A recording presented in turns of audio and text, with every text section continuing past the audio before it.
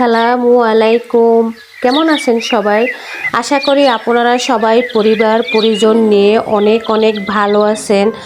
আমিও আলহামদুলিল্লাহ আমার পরিবারের সবাইকে নিয়ে ভালো আছি।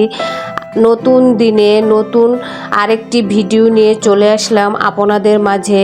আজকের ভিডিওটি শুরু করে দিয়েছি সকালের নাস্তার পর থেকেই, কেননা আমার ছোট ছেলে ঘুম থেকে একটু দেরি করে, সে 8টা সাড়ে 8টার পরে ঘুম থেকে উঠে।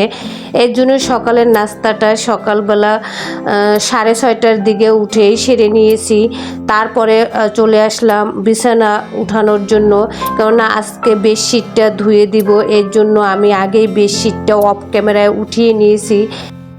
এখন আরেকটি নতুন বেডশিট বিছিয়ে নিব।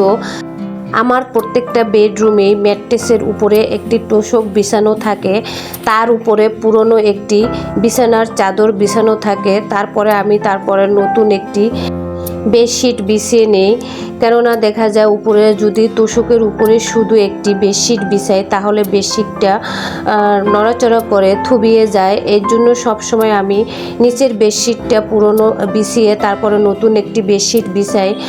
তারপরে দেখা যায় ময়লাটাও খুবই কম হয়। আর বাচ্চারা এই বেডরুমটায় সবসময় খেলাধুলা করে। এই বেডরুমটার খাটের বিছানার চাদর আমার সপ্তাহে 2-3বারও ধুতে হয়, কেননা বাচ্চা ছোট, এখানে এসে খাওয়া দাওয়া করে, বারবার উঠে লাফালাফি করে, দুষ্টমি করে। এর জন্য এই বেডরুমের বেডশিট সপ্তাহে আমার 2-3বার ধুতে হয়। এর জন্য চেষ্টা করি এই বেডরুমটা একটু পুরনো বেডশিট বিছানোর। এর জন্য সবসময় দেখা যায় গাঢ় কালারের চকচকা কালার এখানে বেডশিট সবসময় আমি ব্যবহার করি। সাদা বেডশিট তো এখানে বিছানো যায় না, কেননা সাদা বেডশিট যদি বিছাই এই খাটের উপর বসে আমার বাচ্চা খাওয়া দাওয়া করে, দেখা যায় অনেক দাগ ভরে যাবে। এর জন্য কখনোই আমি এই বেডরুমটায় সাদা বেডশিট বিছাই না।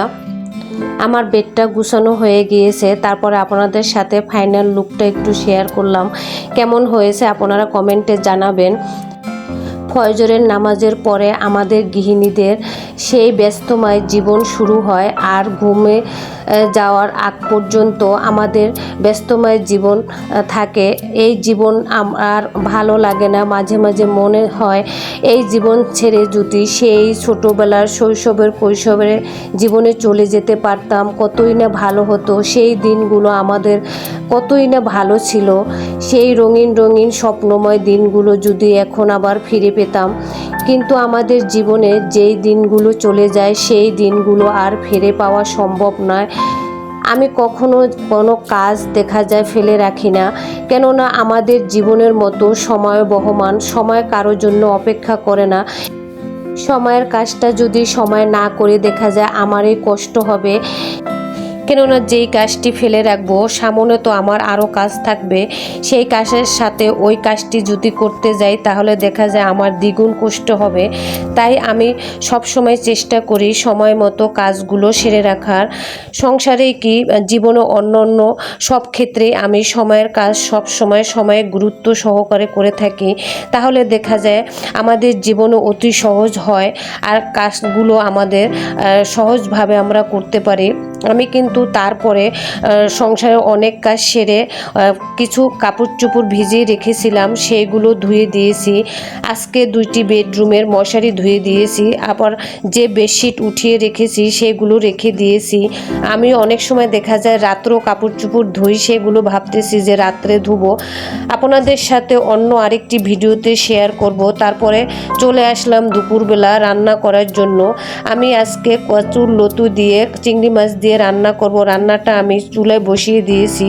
তারপর এসে দেখি যে তেলের জারে তেল নেই। তারপরে এখন আমি তেলের জারে তেলটা ঢেলে নিচ্ছি।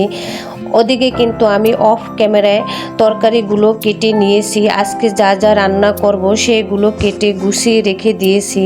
তারপরে রান্না বসানোর পরে আবার ছোট ছেলেকে খাইয়ে ওকে গোসল করিয়ে ঘুম পাড়িয়ে দিয়েছি। আজকে আমি কচুর লতি রান্না করার সাথে সাথে চিংড়ি মাছ দিয়ে পুঁই শাক রান্না করব। কত ভিডিওতে আপনাদের দেখিয়েছি যে আপনাদের ভাইয়ে অনেক প্রকারের সবজি নিয়ে এসেছে। ওই ভিডিওতেই আপনাদের কাছে বলেছিলাম যে আমি কচুর লতি দিয়ে চিংড়ি মাছ দিয়ে রান্না করব, আবার পুঁই শাক দিয়েও চিংড়ি মাছ দিয়ে রান্না করব। কেননা অনেক দিন যাবৎ ভাবতেছি যে চিংড়ি মাছ দিয়ে কচুর লতি আর পুঁই শাক দিয়ে রান্না করব। খুবই মন চাচ্ছিল, কেননা রোজা যাওয়ার পরে কীরকম যেন মনে হচ্ছে এখনও রোজা রোজা। কোনো কিছু খেতে গেলেই মনে হয় যে আমি তো রোজা আছি, তারপরে কোনো কিছুই ভালো লাগে না। এর জন্য ভাবতেছি যে চিংড়ি মাছ দিয়ে তরকারি রান্না করব, দেখি কেমন লাগে। আমি তো যদি দেখি একটু পানি খেতে যাই তখনও হঠাৎ করে আমার মনে হয় আমি তো রোজা। তারপর আবার ভাবি যে না, আমি তো রোজা না, রোজা তো চলে গিয়েছে। এখনও রোজা রোজা ভাবটা আমার ভিতরে রয়ে গিয়েছে। আপনাদের মাঝে আছে কিনা আমাকে একটু কমেন্টে জানাবেন। এখন আমি পুঁই শাক দিয়ে চিংড়ি মাছ রান্না করব। প্রথমে আমি পেঁয়াজ আর রসুন থেতলিয়ে সেগুলো ভালোভাবে কষিয়ে নিয়েছি। তারপর চিংড়ি মাছটা 2-3 মিনিটের মতো কষিয়ে নিয়েছি। তারপরে 2টার মতো আলু ফালি করে কেটে দিয়েছি, সেটাও চিংড়ি মাছের সাথে ভালোভাবে কষিয়ে এখন পরিমাণ মতো পানি দিয়েছি। পানি দিয়ে ঢাকনা দিয়ে ঢেকে 4-5 মিনিটের মতো ঢাকনা দিয়ে ঢেকে রান্না করে নিব। তারপরে ঢাকনাটা উঠিয়ে এখন আমি কেটে রাখা পুঁই শাকগুলো দিয়ে দিব। এর মাঝখানে আপনাদের দেখিয়ে দিলাম যে আমার কচুর লতি রান্নাটা হয়ে গিয়েছে। এখন পুঁই শাকগুলো দিয়ে দিব। আলুটা আগে দেওয়ার কারণ হচ্ছে আলুটা দেখা যায় সিদ্ধ হতে দেরি হয়, এর জন্য আমি আলুটা আগে দিয়ে দিয়েছি এবং আলুটা চিংড়ি মাছের সাথে কষিয়ে দিয়েছি। এইভাবে রান্না করলে খুবই মজা লাগে। এই রান্নাটা আমি আমার মায়ের কাছে, শাশুড়ির কাছে দেখেছি, তারা এইভাবে রান্না করে।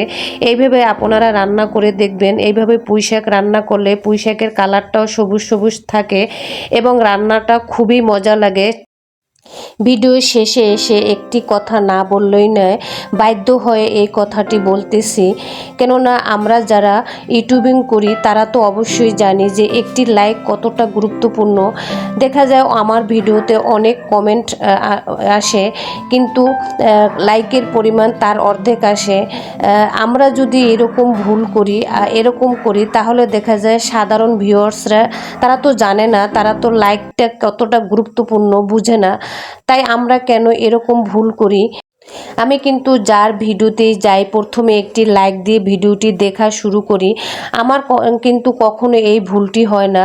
তাই প্লিজ আমার প্রিয় আপুরা ভাইয়েরা একটি লাইক দিতে ভুলবেন না। প্রথমে একটি লাইক দিয়ে ভিডিওটি দেখা শুরু করবেন। আল্লাহ হাফিজ।